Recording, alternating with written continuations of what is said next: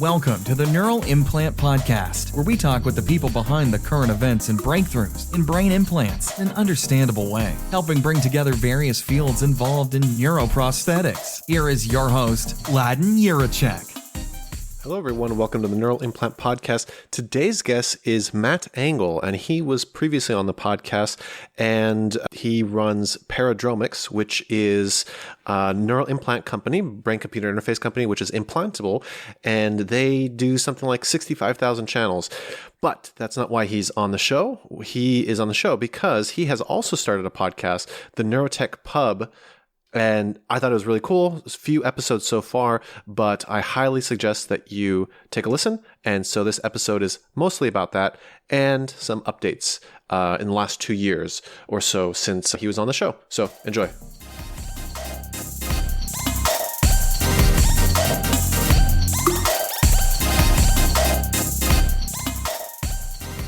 Matt Engel, pleasure to have you on the show. You are a previous guest. Geez, I think like 2-3 years ago or something like this. And I think I was one of your earliest guests. One of the earliest guests. And actually, your appearance on the show opened up so many other doors, and it literally changed my life because it just introduced me to new people and everything like this. So thank you for that. And that's what Stardust will do for you. It's amazing, this butterfly effect and everything. Yes, we've met so many times since then and talked a bunch too. But now you're not just an observer, you're a practitioner. I'm in it. I'm in the swamp.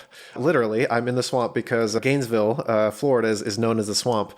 And so, yeah, I'm doing my PhD now. I don't really know if I've really talked about it too much on the podcast because it's always been shaky. Like it never was like 100% certain, but I'm like 98% certain. It's just some technicality stuff. But yeah, so yeah, I'm in it too.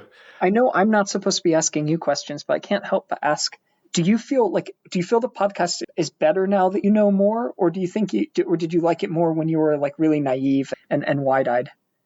You know, of course, of the Dunning-Kruger effect, right? In the beginning, you have this kind of overconfidence. You're like, oh, I know everything. And like a teenager, right? You're just like, oh, I'm the king of the world. I'm so great.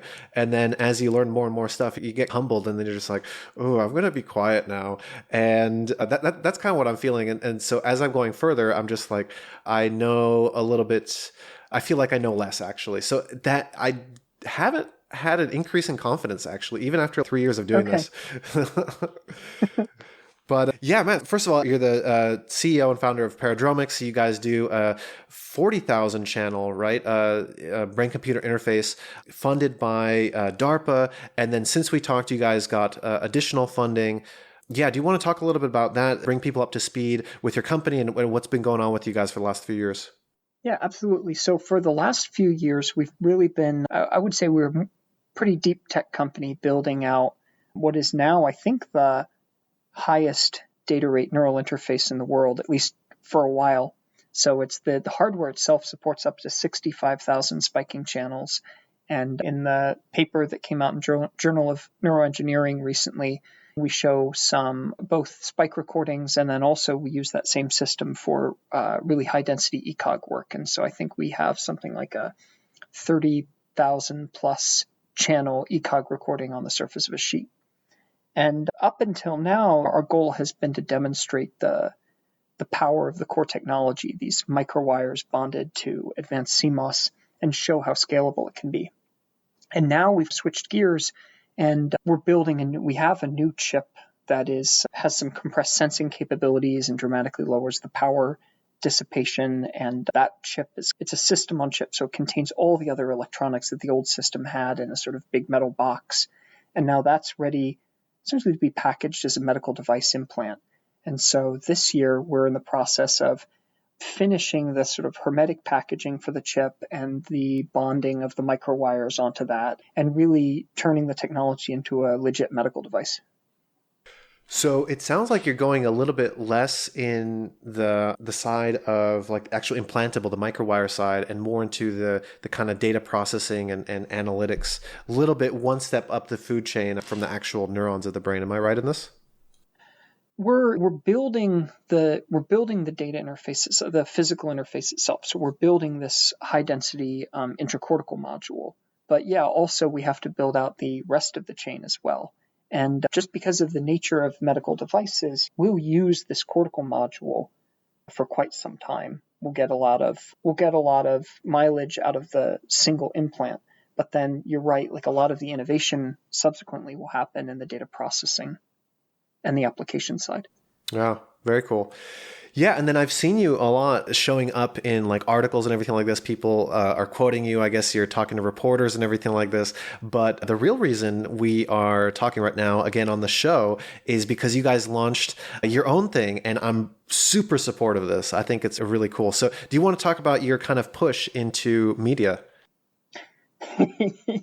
Well, I don't know if it's a push into media, but we did start a podcast in cooperation with SynBioBeta. That the goal is to just foster community in neurotech and to give try to give a sort of window into the way that people in neurotech, leaders in neurotech, are thinking about the field in a way that might not come out in a conventional interview format. So we invite 3 to 4 guests for each episode. And then we call it Neurotech Pub because I encourage everyone to drink. I'm always drinking. And the idea is that a lot of scientists that have gone through the PhD or kind of postdoc track will remember what it's like to go to a scientific conference. And at the conference, you see the talks. They're very polished. They're very on message. And they're very boring because most of the time you know what you're going to hear before you hear it. And then the questions come and the answers are really rehearsed and stodgy. But then you go out for drinks. And at the end of the day, people tell you what they really think. Oh, let me tell you about that particular talk. Did you ask them about the controls that they did? No, because that's total bullshit. Or, oh, yeah, Larry. Let me tell you a funny story about Larry when he was a grad student. And actually, like, my experience was I probably learned more from just being a quiet fly on the wall while these professors were talking to each other and reminiscing or digging into a talk that had happened earlier that day. And I thought, man, it would be really cool to try to the extent that you can, try to open up that kind of conversation to a larger audience. And so that's what we're attempting. I don't know if we've hit that stride yet, but that's what we're trying for.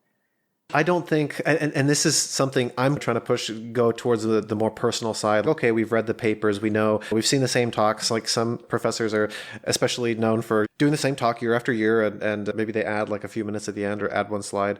But yeah, I don't know if you'll be able to get it because sometimes they can be a little bit negative, or people don't want to go on the record with some of the things that maybe Larry's story is not something that hundreds of people should hear. But yeah, I think this is really good. And I also have to commend you. I think you guys haven't done too many episodes, I think 3 or something like this, a little bit more, I don't know, like deliberate, almost seeming publishing. But from what I've heard, and it's like a more of a round table, like what you're saying, like a pub, you got 5-6 people and just talking, but also there's a really good flow to it. And you learn a lot of really cool stuff. So I really enjoy it. How do you get people to like not jump into each other's, conversations or whatever? They definitely do. And sometimes that's great. Actually, to be honest, sometimes I wish that people would jump in a little bit more. Everyone's too polite, especially if we had done this 2 years ago. I think everyone would just talk over each other and it would be like a boisterous pub. But everyone's Zoom etiquette is so good now because they're so used to taking turns. Sometimes I feel like I have to turn the temperature up a little bit to get more out of everyone. Yeah, and I think that is the dynamics of the online stuff. So I think it really would be better. You guys should get a pub. I mean, and it'd be a business. It'd be a tax write-off. So I think this is your new business. I think you're right. The last time I was on your podcast, we talked about jet skiing in the Bahamas.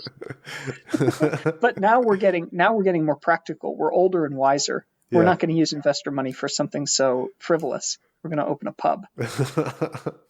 Sounds good. Okay. This is something that I've supported and encouraged people if they reach out to me or something like this. Why do this? What's the benefit for you? What's the benefit for other people? I think there are 2 aspects. One is genuinely just community building. The field is what I would consider a pre-competitive field. And it's funny, Winfried Denk, who's one of my favorite scientists, and he invented 2-photon microscopy and has been really pushing forward the field of connectomics since then. He once told me that scientific collaboration, and I think you could say also early nascent industry, is like a bank heist. Everyone is friends until they get the money, and then everyone tries to kill each other. And And I think that neurotechnology is still in the trying to get the money side of the bank heist. The markets are just opening up. Many of us are creating the markets for the first time, and we're not fighting against each other. We're fighting against whether this is going to exist in 2 years or whether it's going to exist in 10 years. Interesting. And we all want it to exist sooner. And I think any success for any one of us in the field props everyone else up. I was going to say, what money are you talking about in neuroscience? But yeah, this is a very interesting analogy. I want to unravel it a little bit more. Interesting. If it is a bank heist, like making better friends before you try to kill each other, is that what you want to do? Like for instance, NeuroPace. Yeah. NeuroPace is finally getting some commercial traction selling their device, and prescribers are finally getting comfortable prescribing the RNS device, and they're branching out beyond just preventing seizures. Now there's a clinical trial to look at impulse control, specifically overeating. If they are successful in bringing that kind of paradigm of closed loop sensing and stimulation for neuropsychiatric type conditions, it's going to reinforce the case that BlackRock Microsystems, Paradromics, Neuralink, Neotherapeutics are making, right now.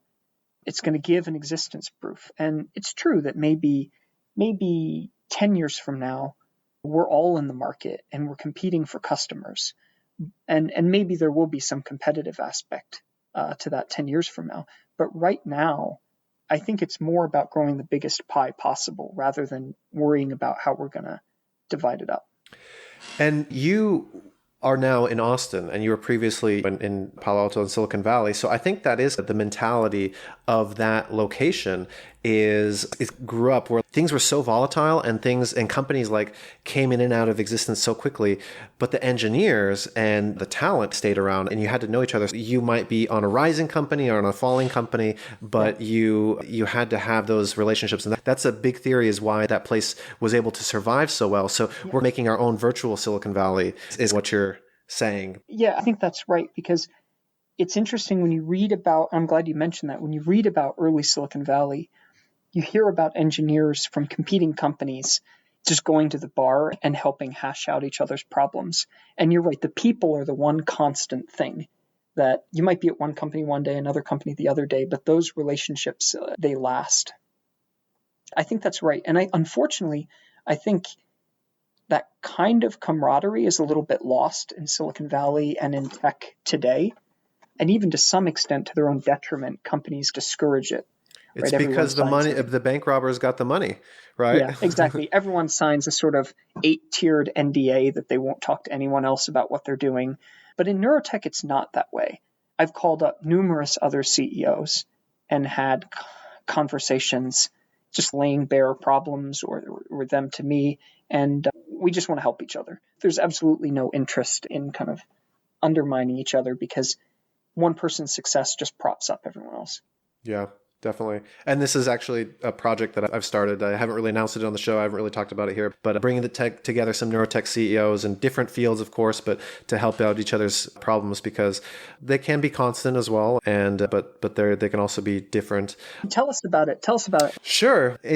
I guess I don't know how much the listeners will benefit from it. Not everybody who's a listener is a neurotech CEO, but essentially it's called a mastermind, bringing together a bunch of peers, a peer support group to make sure that everybody goes through their ups and downs because everybody has that. And especially in startup land and everything like this, it can be literally from one day to the next, from 1 hour to the next. You're on a high and then you're on a low. And this kind of evens that out and you can get good advice, who to talk to, get good consultants. In startups, they say leveraging other people's money, always use other people's money, but this is other people's wisdom is what I was calling it. So other people's advice and knowledge. So yeah, that's essentially it. I don't know if anybody wanted to hear that, but yeah, anyways. I think at least one person will. I think so.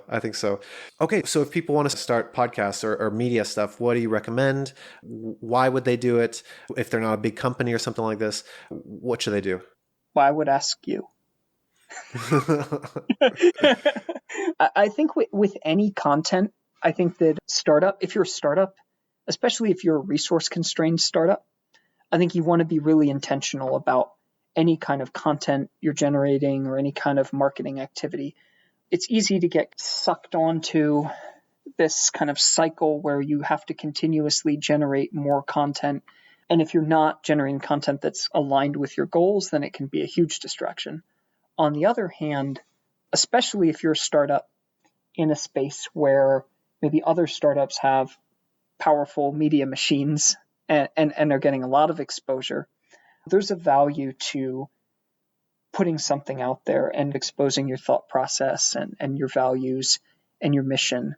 And an advantage to having your own podcast or your own content source is that you have some editorial control. Yeah, definitely. You control the messaging. Yeah, I think it's absolutely right. I suggest everybody gets out and does this because it's an excuse to reach out to your heroes and you can learn from them and find out that they're human. There's so many great podcasts now. I mean, your own in particular, and now Jojo has this new thing. I think it's called Scraps. That's quite popular. Loop, one of the investors that invested in us, has a podcast that's a Neurotech Podcast. There are quite a few places now to go, either as a source or as a consumer for Neurotech news. Yeah, but there's always room for more. Everybody has their own spin on it. I think I welcome all of them, actually. I think it's great. Great. Matt, what is new or what is going to be coming down the line for you guys at Paradromics? Tell us all the secrets. Maybe let's start with the podcast and then starting with the podcast, we have some exciting episodes coming out that we've recorded already. One of them is on materials and longevity, which is probably a topic that's dear to your heart. We also have a podcast coming out on commercialization of neurotech and the fundraising landscape. I recently recorded what I think was probably one of the most fascinating episodes about the ethics of BCI. And we're just going to keep circling around, looking at a lot of different technologies and societal issues and everything adjacent, all things neurotech. But our format is quite different than yours in the sense that we try to bring multiple people on, and then I just try to get out of the way because I'm almost inevitably the least informed person. So it's like crystallization. I drop in like a little hair, and then the crystal forms around that. That's pretty cool. Yeah, super saturated solution. That's pretty cool. I like that. And I have to commend you on that because getting together that many people is a pain and it really is difficult. It is quite a feat in herding cats. So hats off to you for that. You have to blackmail them. That story about Larry, be like, hey, I'll tell everybody if you don't come on. Oh, that's funny. Okay, yeah, let's maybe shift gears. Let's hear about Paradromics. What's going to be going on over there? Yeah, so we're in the process of completing what we call the cortical module, which is this miniaturized version of the system that we published recently. And it's 400 channels. It's 400 channels per module. The first system will have 4 such modules in it, so it'll be a 1,600 channel system. And we're going to bring that through the PMA pathway, so initially early feasibility study under IDE. And we want to use that device to help people who are quadriplegic to communicate. So in some ways, we're bringing upgraded hardware and more productized system to the brain gate paradigm that we've seen before. So do you have any timelines for that, or is it out of your hands? I hope it's in my hands. Yeah, we'll finish the device next year. I expect that the first study under IDE will be in 2024. So one of the design decisions that we've been really deliberate about for our system is we're building a device that's going to be a 10-year device. And that's one of the things that differentiates us from other approaches to high bandwidth BCI is that specifically we want to build, we want to protect the active electronics in a hermetic package using conventional metal ceramic feed-throughs. We want to use ceramic coatings for the electrodes, solid platinum iridium microwires. In other words, things that we know will last 10 years. There's a lot of interest in flexible electronics right now. There's a lot of great research going on there. But I think, and this is something we talk about a little bit in the materials podcast that we just recorded, the science behind thin film structures that can last for more than a year in vivo, it's just not there yet. The materials don't exist yet to last reliably in a way that you'd expect for a medical device. That's really been our approach, is to try to minimize that risk, especially because the feedback cycle for the materials question is so long that you really don't want to take a bet build this really complicated, amazing device that's going to help people. And then your first feedback cycle is 3 years in when you find that all the devices are failing. We've really heavily emphasized leveraging as much known medical device processes and materials as possible, and then really specifically innovating on how to scale up from what you'd consider like the classical Utah array form factor. You're talking my language. This is exactly what the PhD is on, is the long-term reliability. Because as you said, if you want it to last 10 years, you don't want to have to wait 10 years in testing to be able to see, hey, did it work or not? By that year, it'll be 2030 and the pandemic will be even worse. And it's like researchers should absolutely be developing new technologies for brain implants, new coding methods, new kind of flexible electronics. We absolutely want them to do that work. And we absolutely want people to do the work of not only the long-term testing, but also comparing that to accelerated aging testing so that we can hopefully one day have a rapid test to know if those things are going to work or not. But in the meantime, for a company like Paradromics, our proposition is that we already know enough right now about materials and processes to build something that will last 10 years, as long as we stay within the lines. And then that's where our place in the ecosystem is. Yeah, definitely. There are best practices. There are known materials that have lasted 10 years already. So no need to become too exotic because God knows what that's going to do. I think this is absolutely critical. And to find a good way to be able to do that is huge, because if neurotech as a whole, as you said, NeuroPace is becoming more popular. If that gets a bad rap, now, early days, pioneering days, like that kills the whole field and could kill it or stunt growth for a decade. Yeah, we want as many good examples, and I think NeuroPace is a good example. I think a lot of people would say that it did take a while to get to market. Everyone would have liked it to happen faster, but in terms of where they are right now and where they can go with the technology, it's really exciting. And also, the work that BlackRock Microsystems has done and the success with the Utah array, I think a lot of neurotechnologists like to crap on the Utah array because it is the state of the art and everyone wants to show how much better they can do. But the reality is that we know that BCI is possible today for people with movement disorders, people with communication disorders, because of the BrainGate program, because of the Utah array.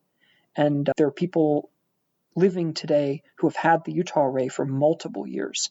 And yeah, there are really good existence proofs. And I think we just have to keep stepping it up. Because I think we're very close to a sort of threshold where the rest of the world will recognize how much momentum and how much promise the field has. Yeah, I agree. I also feel like a surfer that's identified a wave and it's just start paddling and everybody's, what are you doing? Yeah. But it's going to be a good one. But that's the mark of a good surfer, is often like that they've seen the wave when others haven't. Yeah, definitely. Hopefully it's not indigestion or something like that.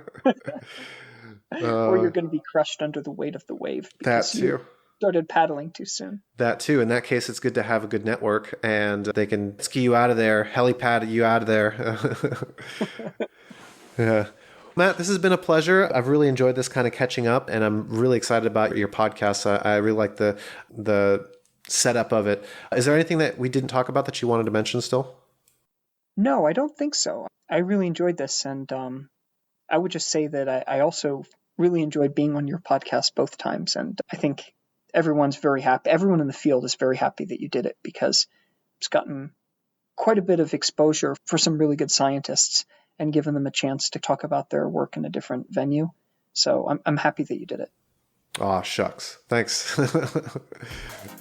Hope you enjoyed the show and were able to learn something new, bringing together different fields in novel ways. Until next time on the Neural Implant Podcast.